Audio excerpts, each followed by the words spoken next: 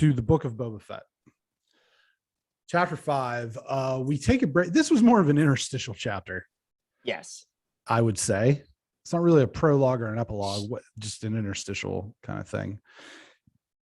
But we take a break from the title character to catch up on our favorite Mandalorian, Din Djarin. We see Din Djarin throughout the episode with three primary movements within the episode. Number one, him claiming a bounty, wielding the darksaber, then rejoining the Mandalorian covenant, but then being banished from said covenant because he has in fact removed his helmet in the presence of others, and then repairing and customizing a new ship on Tatooine, of course, before finally deciding to join Boba Fett at Fennec's request. Gregory, thoughts? Brenton. I don't like that.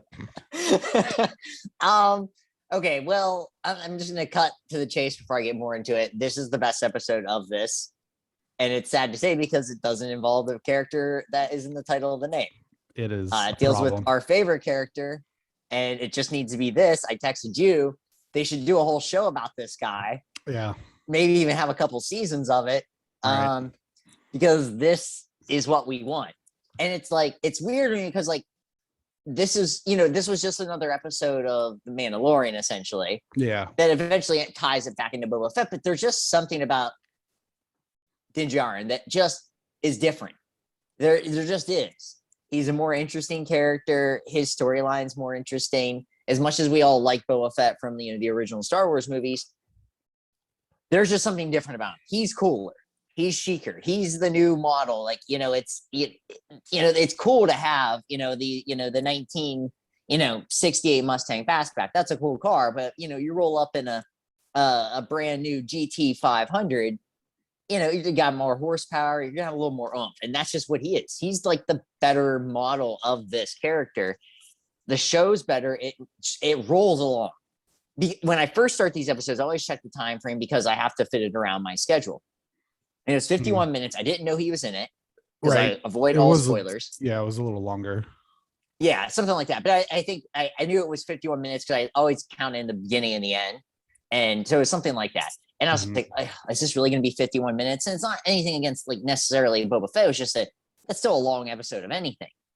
This episode just flew by. It just was, it was as fast as his new ship. And it was, Wizard, baby. Wizard. Nice callback to the Phantom Menace there. Yeah. No, it was great. Joke, I loved it. When she started, like she said, I don't have a Razor Crest, but I have this, and you could see it under the tarp or whatever. I initially thought it was Anakin's pod. Yeah. Like his pod racer, because it had that kind of, and then when she whipped it off, I was like, okay, that's a Naboo starfighter. But yeah, I mean, the fact that for 15 or 10 minutes, at least 10 minutes of screen time, they're fixing up this ship. And I watch it in the morning. I watch it first thing. So I have my oatmeal and I'm just like, oh, I love a montage too. It's almost like a Top Gun 80s montage too, the way they do the thing, which I love. And so it's taking all these elements that I love about anything, which is The Mandalorian in general, which is a show that you and I both think is just, just aces. Then you add kind of that montage thing. You also add in the fact that he's not a Mandalorian technically right now. Yeah. Because of removing his helmet. There's that whole thing, the darksaber. There's just so much drama behind it. And it's like, there was some action. Yes. But it shows that we were clamoring for more action from Boba Fett. Mm-hmm. This one didn't have that much action in the whole landscape of things, but it was awesome. Yeah, I mean, the very first scene where he comes into, and I thought that was a cool motif to choose, as far as this is clearly an organized crime situation where they're in the back of a shady butchery or whatever, and he comes in and he says his iconic line, "I can bring you in warm, or I can bring you in cold." And then just starts going ham on these guys. So I was just like, yes. Yeah. And then when he pulls out the darksaber and lights it up, and I was just like, I was that Christopher Pratt gif, it was awesome. It was awesome. It was. But that is the problem with this. Yeah. Oh yeah. That's my next point. This series should be called The Mishandling of Boba Fett. Because there's no reason, side character or not, and a character that we love or not, there's no reason that they should have an entire episode dedicated to another character and it be the best episode in a series with Boba freaking Fett. Right. Like just appearance. You know what I mean? There's no one in Star Wars that looks cooler than Boba Fett outside of Darth Vader, and you could make the case for Darth Maul. Though that's who the coolest looking people are. And then you take and you like force this. I don't want to say it's like, because a lot of people point to new Star Wars and they're like, oh, it's so woke, man. I don't see that as being the problem. It's just that they took this character who his mystery is what makes him interesting. Right. The scarcity of him in the original trilogy. I mean, we've said it before. We've said he went out like a bitch in Jedi, whatever.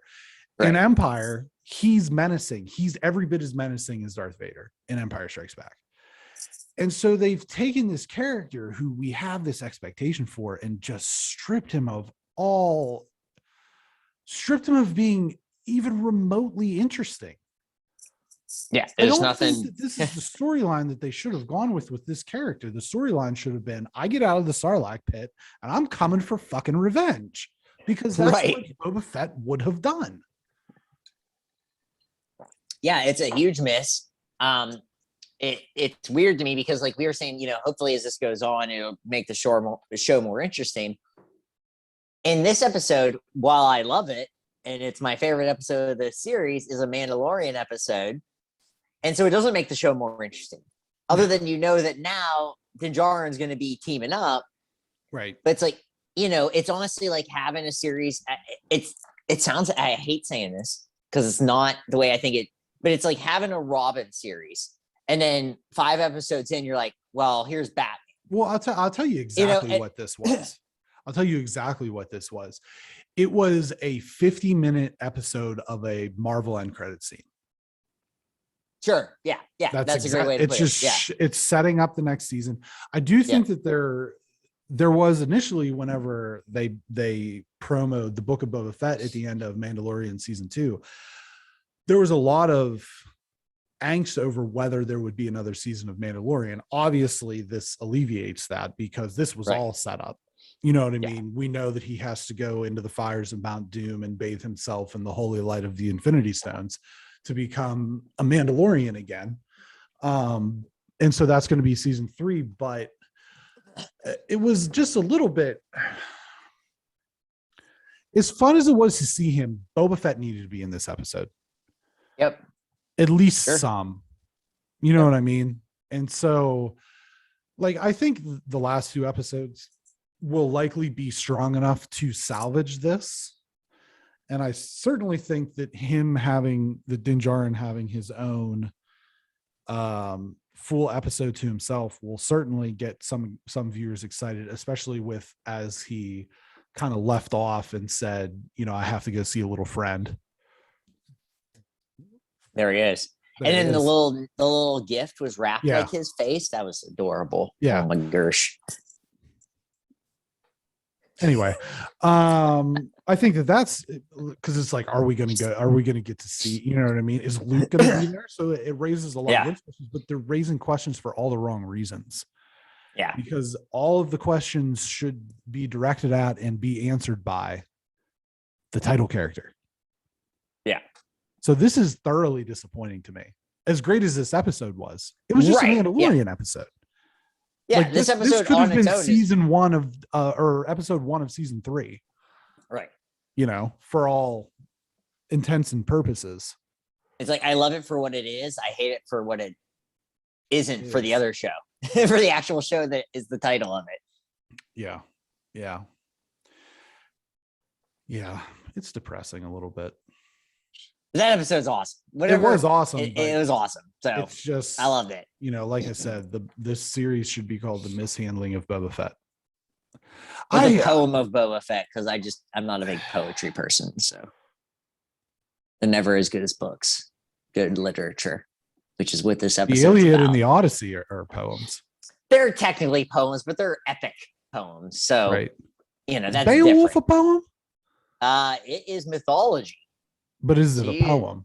No, I think it's just more of the mythology realm. And get into that. We dig deep next week. Like I said, we're digging deep into hard literature. We will see if we can get ourselves a Harvard professor of literature on next week, and we'll discuss. See if we can get Homer. Yeah. Beowulf Simpson. is the longest epic poem in Old English, the language spoken in Anglo-Saxon England before the Norman conquest. So there you have it. Yeah.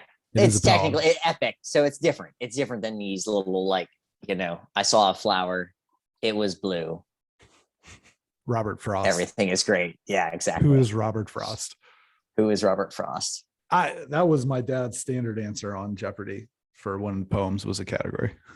Who was Robert Probably Frost? was right 50% of the time. 20. Whatever. Let's talk about The Amazing Race. Let's do it.